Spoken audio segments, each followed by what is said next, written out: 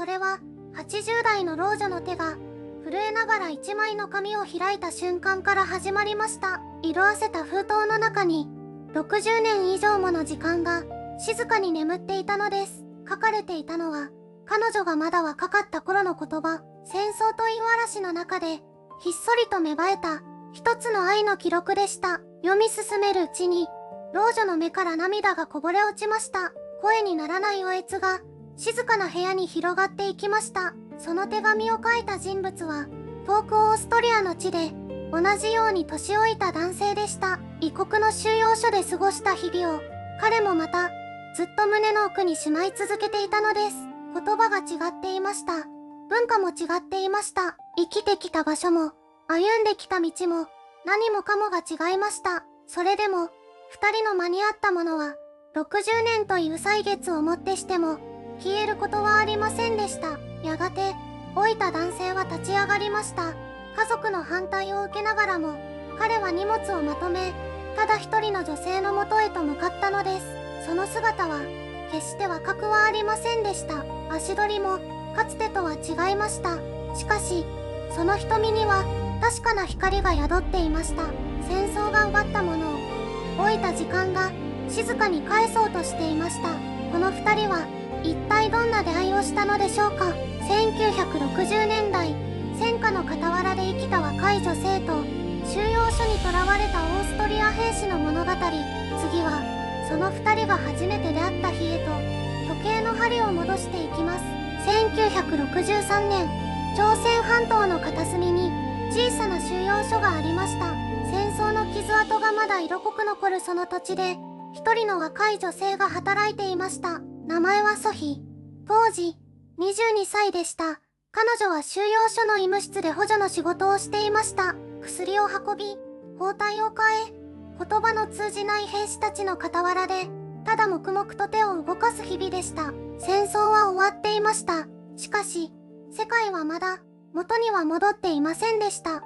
収容所には故郷へ帰れないまま取り残された兵士たちが静かに時を過ごしていました。そんなある日、ソフィは一人の男と目が合いました。名前はフランツ。オーストリア出身の25歳の兵士でした。青い瞳と少し不器用な笑顔。言葉はほとんど通じません。それでも彼は片言の身振りと懸命に覚えた片言の言葉でソフィに話しかけてきました。最初は戸惑いしかありませんでした。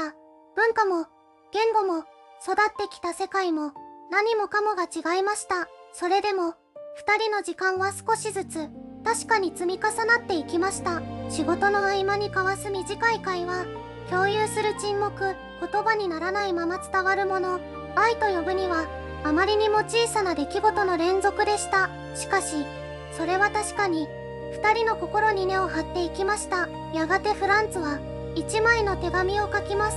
震える文字で精一杯の言葉を綴ったその一枚を、次は二人が初めて同時空の下で笑ったあの日の話をしましょう。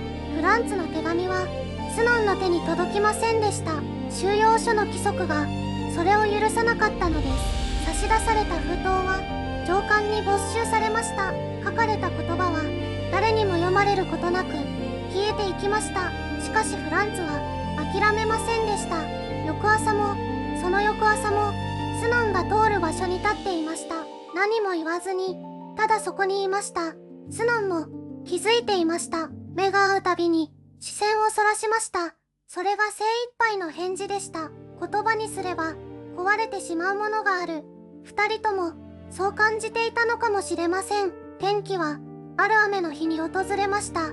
配給の荷物が崩れ、スノンが泥の中に倒れ込んだのです。誰も助けに来ませんでした。ただ一人、フランツだけが駆け寄りました。言葉は通じない。でも、差し伸べられた手の温かさは確かに伝わりました。スノンはその手を取りました。それが二人の最初の触れ合いでした。周囲の目がありました。立場の違いもありました。戦争という巨大な壁もありました。それでもその瞬間、二人の間に合ったのはただの人間と人間のつながりでした。雨はしばらく降り続けました。二人は軒先で肩を並べて空を見上げていました。初めて同時空の下で笑ったあの日のことをスノンは60年後も鮮明に覚えていたといいます。しかしこの静かな喜びは長くは続きませんでした。二人の関係にやがて大きな試練の影が迫ってきます。しかし試練は静かにしかし確実に近づいていました。スノンの上司が二人の関係に気づいたのです。収容所の規則は厳しいものでした。捕虜と職員が個人的な関係を持つことは固く禁じられていました。スノンは呼び出され警告を受けました。もし続けるなら職を失うことになると。それは単なる仕事の喪失ではありませんでした。当時のスノンにとって仕事は家族を養う唯一の手段でした。幼いテーマイたちの顔が頭をよぎりました。スノンはエーリッヒに会いに行きました。何も言わずとも彼女の表情が全てを語っていました。エーリッヒは静かにうなずきました。わかった、と、たった一言。それから二人は以前のように話すことをやめました。廊下ですれ違っても目を合わせることさえしなくなりました。しかし別れは感情まで消せるものではありませんでした。エーリッヒは夜ごと手紙を書き続けました。渡せない手紙を届かないと分かっていても書かずにはいられなかったと後に語っています。1963年の春、一枚の便箋に綴られたその言葉は小さく折りたたまれ、彼の古い軍服の内ポケットにひっそりとしまわれました。やがてエーリッヒは故国へ送還されました。スノンは見送りには行きませんでした。行けなかったのです。ただ、収容所の小さな窓から遠ざかるトラックの荷台をじっと見つめていたと言います。60年という歳月はあまりにも長い時間です。それぞれの人生がそれぞれの場所で静かにしかし確かに積み重なっていきました。しかし不思議なことに人の心の奥底に刻まれたものは時間では消えないのかもしれません。その証拠がやがて二人のもとに思いがけない形で訪れることになります。やがて二人はそれぞれの場所で新しい生活を始めました。エーリッヒはオーストリアへ戻り故郷の町で働きながら静かに日々を重ねていきました。ヨンスクは韓国に残り家族を支えながら長い歳月を一人で生きていきました。しかし二人が重ねた日々は決して色あせたものではありませんでした。エーリッヒは後に語っています。収容所で過ごした日々の中で最も鮮明に記憶に残っているのは戦争でも寒さでも飢えでもなかったと。それは鉄条網の向こうで微笑んでいた一人の女性の顔だったと言います。ヨンスクもまた同じでした。長い人生の中で何度も何度もあの短い時間のことを思い返したと言います。言葉も通じない、文化も違う、それでも確かに伝わり合ったものがあった。その記憶だけはどんな虹が流れてもずっと胸の奥に温かく残っていたのです。それが二人にとって最も幸せだった時間でした。しかし幸せな記憶とは時に残酷なものでもあります。忘れられないからこそ失ったことが痛い、取り戻せないと分かっているからこそその痛みは深くなる。二人はそれぞれの人生を懸命に歩みながら心のどこかにずっと小さな空白を抱えたまま生きてきたのです。そして80代を迎えた二人のもとに思いがけない出来事が訪れます。それは一枚の手紙でした。60年以上もの間誰にも届かずひっそりと眠り続けていた手紙がある日突然ヨンスクの手の中に現れたのです。その瞬間から長い沈黙はゆっくりと動き始めることになります。その手紙を受け取った日からヨンスクの心は穏やかでいられなくなりました。60年以上どこかで眠り続けていた言葉たちが今になって彼女の胸に飛び込んできたのです。しかし再び連絡を取ることへの恐れは想像以上に大きいものでした。あの頃の記憶は美しい今まで封じ込められています。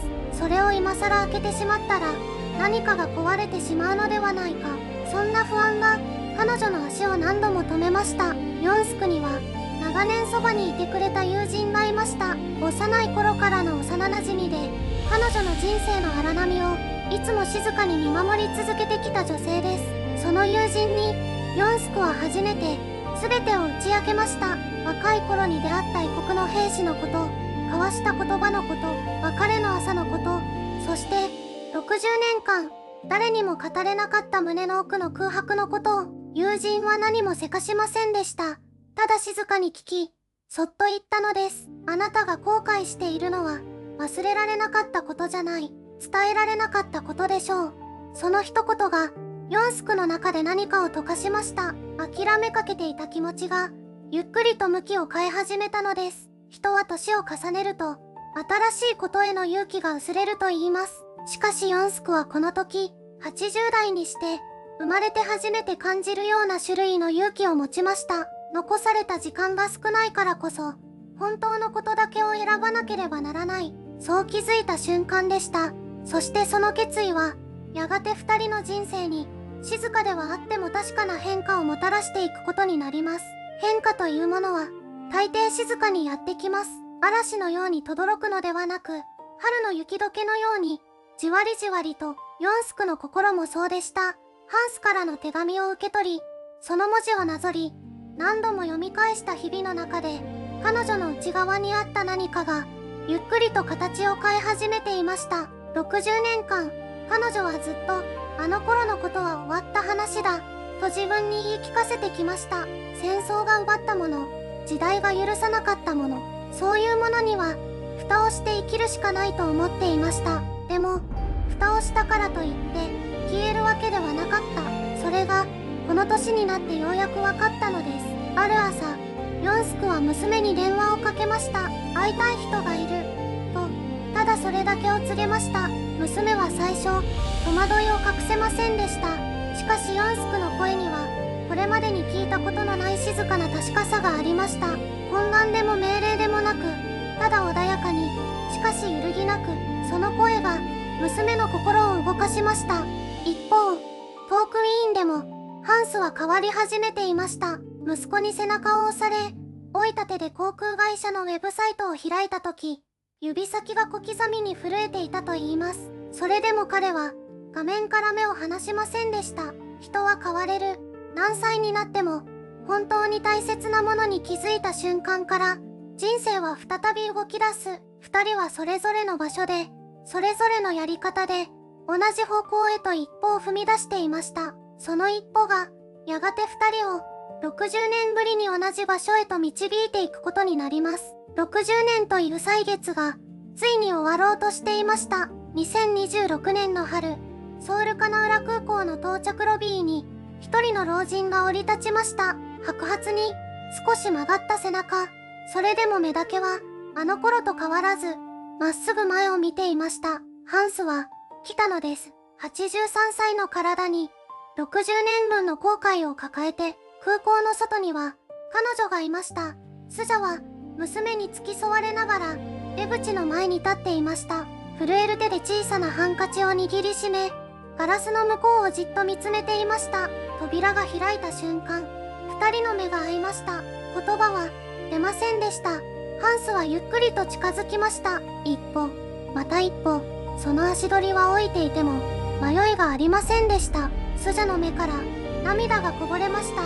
声も出ないまま、ただ唇が小さく動きました。来てくれたんですね。